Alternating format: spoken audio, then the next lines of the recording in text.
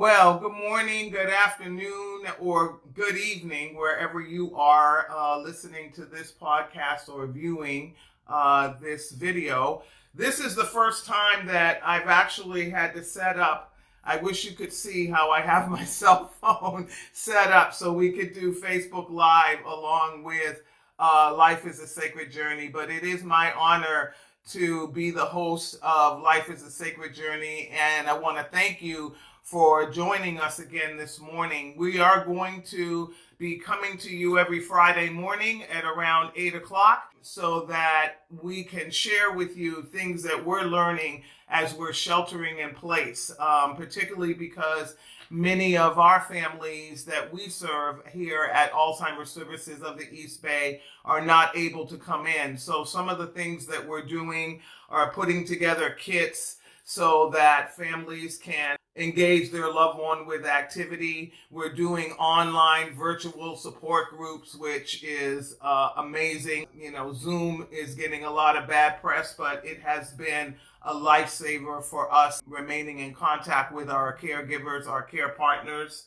We're also working with our driver. So because we can't have folks coming into the program in a congregate kind of way, our driver is actually delivering stuff. And I find that just to be so amazing. So there is just so much going on, and I'm just very, very excited here at Alzheimer's Services of the East Bay and the staff that we have and just everything that we're doing. So today I thought it would be important because what we're hearing from our caregivers and our care partners is they're having a hard time engaging their loved one for an entire day. You know, when we were open, folks were coming to us for at least 6 hours out of the day. So we really want to help share some techniques and some things that you might be able to do at home. So I'm going to engage Carla McManus, and Carla is the program director here for our Berkeley location, and she also is a music therapist. And recently here at Alzheimer's Services of the East Bay, it'll be a year, I think, almost 2 years maybe, we did some Montessori training with funding from the Longs Foundation. So shout out to the Longs Foundation. You're supporting our training and giving us funding for that really helped us to learn a new way of being with people with Alzheimer's or other forms of dementia.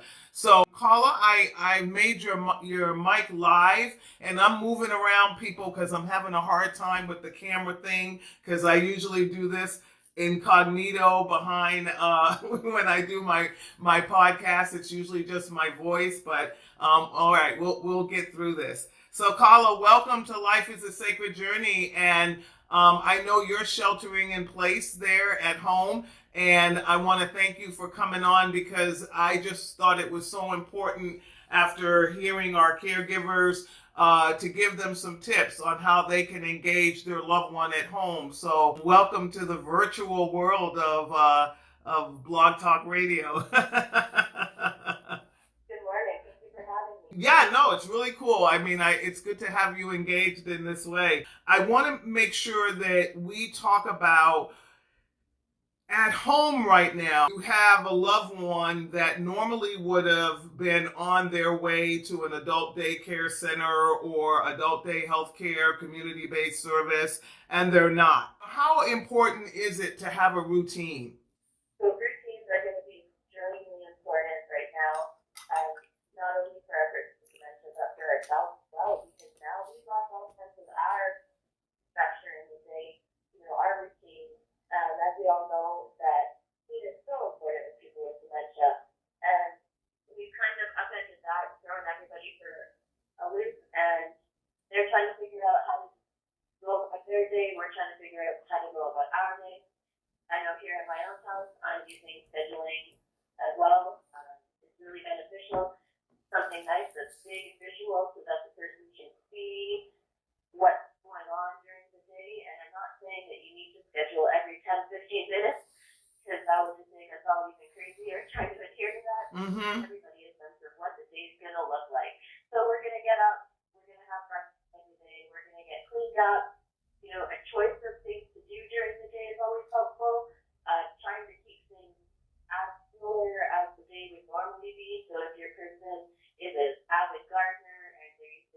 and doing gardening, maybe getting some small plants that they can take care of. If, Monday, Wednesday, Friday, they like to go out and walk, making sure that Monday, Wednesday, Friday, we're still doing that so that everybody still has a sense of purpose and meaning in their day. Yeah, and I think that's what we forget, that even I know for myself, when I was sheltering in place 100% in the beginning because of possible exposure, I needed stuff to do, and because I could look out into my house and figure out projects and sequence those projects, it made it a lot easier for me to shelter in place. But when we're an older person, a little dementia, the sequencing is a little bit of an issue, right? I mean, and so expecting someone just to self guide themselves through their day, that's not going to happen. So can you explain kind of how our care partners and caregivers can sequence their day so that the loved one is engaged in some activities that also help them to get a break? Yeah, so again, like you just stated, it's really hard for them to get what's in their head sometimes out verbally or into action. And that can be really frustrating. You want to do something, you're bored, you're anxious, you're not sure why, and you have this sense of energy, and you're trying to figure out how to translate that.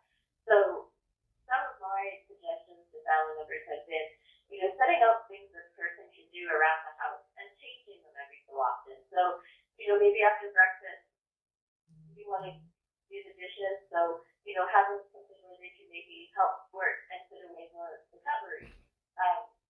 Maybe there's laundry that you did the day before that can go out, so maybe they can help you with that. Things that are preferred to them so that they feel like they have an option and a choice without having to verbalize, hey, I'd like to go find some coloring supplies, because I know I do adult coloring books. So helping them make the choices without having to ask for them verbally. So just, moving things around the house so that they're out that a lot, maybe 2 or 3, so that they have an option to select items to do in the house. Another suggestion might be to have a little card, if you have an index card, putting on it, go for a walk, and having that be one of the options set out. So if that's something that they're interested in doing, they're feeling like they need a little fresh air, see that card and pick that up so that the caregiver can know, well, oh, that's what they want to do. So let's go out and go for a walk. Or, just anything that they would normally do in their day in just small increments. So just putting out a few choices at a time so that they're not overwhelmed, so that's something that's easy for them to do on their own, or that they can do parallel to you. If you're paying bills, maybe they can help, rip off stubs or do some coupon cutting so that they're at the table being occupied while you're doing something as well, so that you're not feeling as though you're having to guide every single activity during the day. I know. Unfortunately, we're staffed. And Yeah. And we need to figure out how to manage that. Yeah. And it's so much fun, because the other day I was thinking about you and sequencing and Montessori and all of that, and I was going to put together a jar full of buttons. And I was thinking, because Carla and I both did the Montessori training together and certification together, and just a jar of buttons can become an incredible activity for someone with dementia, Alzheimer's, or even for yourself. When you're, sorting them, you can match them by color, by shape, how many holes. You start to notice things when you really are paying attention, is that some buttons have 2 holes to be sewn onto the garment. Some have 4, some have a little thing in the back I don't even know what to call it, because I'm not a seamstress, so I don't know the formal term. But again, when you start to pay attention and you really are looking at something about what it is and how you can make it an activity, you look at it from a very different perspective. So could you give a couple examples for our listeners of some activities like that they could do just looking around their house, like things that they could right now go in their kitchen or wherever and create an activity? Absolutely. So one of the best ones that I can think of right now, Tupperware and Tupperware nights.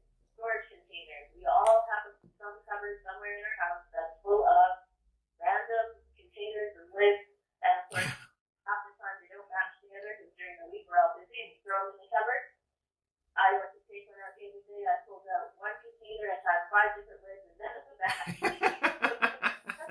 Easy activity that you can take out, put them all on a table or a counter, and let that person match them, put them together. You can stack them.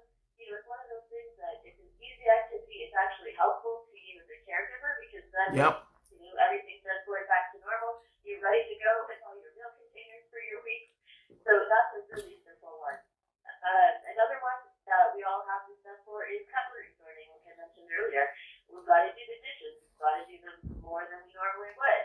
So, helping the care partner and the care recipient wash their hands, they can put those cutlery away in the dishes in the drawers because they have the little drawer liners that usually are shaped for your spoon and your fork and your knife. So letting them sort that too, because again, that's something that they can do that is helpful to the care partner. Yep. And it's going to keep them busy for a bit. Yep. Other things, sorting the laundry, white and dark, matching and folding socks. That's always a good one. Yeah. Do that at the center as well. It's some of the simple things that we do during our day that we forget that someone with dementia can do because we're so used to doing for them. So just looking at our daily tasks, what they might have done when they were at home alone, what were some of their responsibilities, and making it simplified to their level so that they Yep. they can accomplish that, so that they feel like they've had a say in their day, they've done something, the care partner has had something done for them to help them, so they're not feeling like they're having to rule the roost with taking care of all of the tasks. Yes. Yes. Yes. I love this learning kit idea.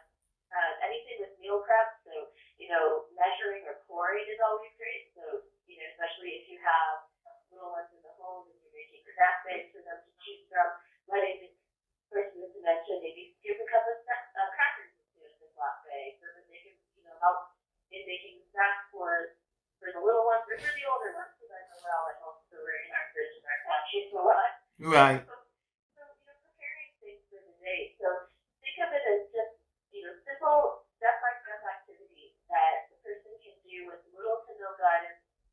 That's going to make your day better as well. Yeah, it's just like anything. As long as a person is safe, the way they do it, you also have to allow them the freedom to do it that way and not be in a mode of correcting them or trying to make them do it in a way that you think is the way. You know what I mean? It's like the way that I make my tomato sauce, I'm sure is different than somebody else. The way you put the ingredients together, but it tastes the same at the end, so maybe I'm sure somebody's going to disagree with me, but so another thing that I was thinking about also, Carla, is that the days are longer now. So outside activities, you mentioned gardening and things of that nature, but is there, I was thinking about exercise, just because I know we engage in physical therapy here at ASEB daily, and so what kind of physical activities would you think that a family member could do safely with their loved one to also keep them engaged and keep them breathing, Yeah. So definitely outdoor walks is a great one. You can even do it as kind of an I spy game. Like let's see if you can find, a four-leaf clover, a hummingbird, and a red car. Oh, that's a good idea. Yep. That you're looking for while you're out. Yep. If the attention is an issue, trying to find things like that you can focus on while you're doing the walk, or leaves over here where I am. There's turkeys. So the bigger where you are too, maybe tracking turkeys as you go. I had turkeys in my tree the other weekend. That would have been a great thing for them to find. Right. Yeah. Bird watching is great. Yeah, bird watching. All the trees are blooming, so things like that are good. On the internet, there's a lot of different adult health cares like ASEB, Alzheimer's disease. They are doing Zoom exercise classes. I know that's something that we've been talking about. Yeah. Exercise Yeah. class, which I think would be a wonderful idea for not just the caregiver, but the care recipient as well, so that it's something they can do together. Yep. Any type of physical activities. I know for myself personally, my office now is outside, so even just being out here and getting the fresh air and, reading a book or reading a magazine is nice as well. It's not physically demanding. Yeah. Just having that outdoor fresh air is so important right now. Yeah, we can't go to gym, so we gotta get creative with what we're doing outside, and gardening is a good one. Any type of yard work, because I don't know about over there, but the leaves out here are falling, and I've got work. Yeah. So, Yeah. that's the yard work, engaging them in that way so that they're assisting you in some of the tasks that you would normally do. I know it's a very difficult time right now for everyone. I'm blessed that I get out for a couple of hours. I'm not staying, and I don't stop, and I don't go into a social place. I'm going from my house to my office, and from my office back to my house. And then I have a 21-year-old daughter, 20-year-old daughter. I don't even remember how old you are, Jade. I'm sorry. That goes to the store for me. And so I'm not in social settings. So I'm not telling you that being in sheltering in place is easy, but it's doubly hard for someone who is a caregiver and trying to help their loved ones stay engaged. And one of the things that you may begin to see is behavior. And that behavior may come because as care partners and caregivers, we begin to start asking a lot of questions. Carla and I were talking about that the other day, that, you don't realize what that does to somebody with dementia, because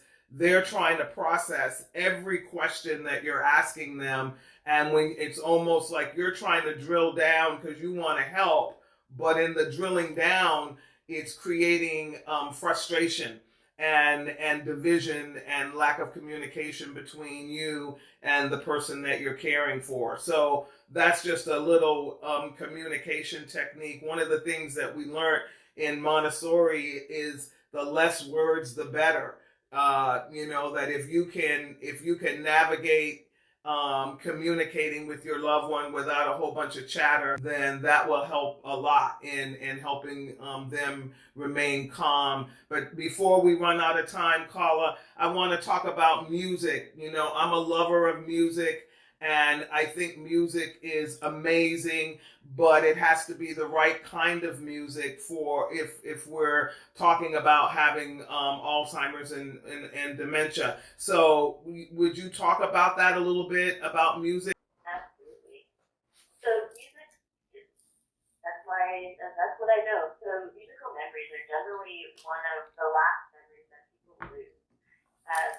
We talk sometimes about it, the soundtrack of your life, because you have the happy memories and you have the sad memories, and they're usually associated with a song. Like you have a wedding song, which, depending on where you are in life, is a happy memory or maybe not so happy. So using music, Good point. using music to tap into some of those is great. So, looking at your loved one and looking back at maybe some important events or trips, different things that maybe have happened in their life. Maybe they take a trip like Micheal. Micheal was down in Cuba. So for Micheal, I might suggest something like, hey, let's play some Cuban music to Right. get her feeling that vibe again. That's going to take her back to her happy place there. So tapping into some of those events that maybe the person can't verbalize or come up with on their own anymore, using music to spawn some of those memories is really great. Yeah. The other side of it too is finding music that they like. So if you know what their preferred music is, it's really easy. Play something like that. Only watch the person for signs that they might not be feeling that music right now. They may get a little more agitated, and if that's the case, then I would switch absolutely to instrumental music. So if your care recipient is getting a little bit frustrated, they're seeming a little anxious, they're pacing around, I would switch straight to something that's an instrumental music with no lyrics. Just something that's very slow, very calming. A tempo. When I'm talking about tempo, what would you tap your foot to? So something like Roll Out the Barrel or a polka, you're going to tap your foot a lot faster than something. That's right. Yes. Star. So you want to pick something that you're going to tap your foot slower to, so a slower tempo, because that's going to get the person breathing slower. It's going like that flighting system anymore. You know, we have our fight, flight. The faster the music, we tend to do things a little more spontaneous and quickly. So looking for something that's a little more laid back for the person. Yes. Somebody just said a suggestion for a purpose activity is making a GIF for kids stuck inside. Yeah. Draw a picture and sorting coins. That's another good one. And singing lullabies together. All good suggestions. And that was from Emma Christine, I believe. Oh, I know who that is. Hey. The other thing is this, just being quiet with the person and using aromatherapy and massaging their hand with lotion and soaking their feet with warm water and then massaging the base of their foot or massaging their shoulders because we all tense up. It's really trying to help people to relax in place, particularly because you're going to be with each other for quite some time. So while you're at home, this is also a great opportunity to connect. Not even with the person that we're talking about as a caregiver, but to connect with your loved ones and your family. I was thinking about it the other day, is that now how many of us are having dinner with our loved one? How fortunate we are to be able to have dinner with someone that we can look across the table. I'm almost an empty nester. I thought I was going to be an empty nester, but I'm not an empty nester. And so my daughter is still in college. And so the reality is I still get to share space with her.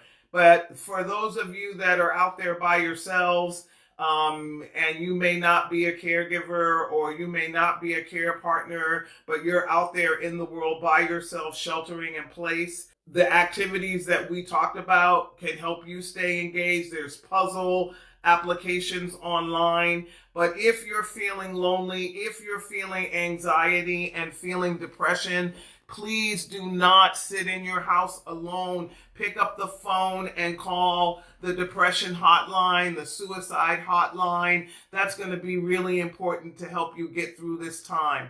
We're all trying so hard to do the right thing so we can shelter in place and so we can get back to living our lives. Hopefully not in the way that we did before. This is a time that maybe we can reflect and find a new way of being with each other when we come back out into the world.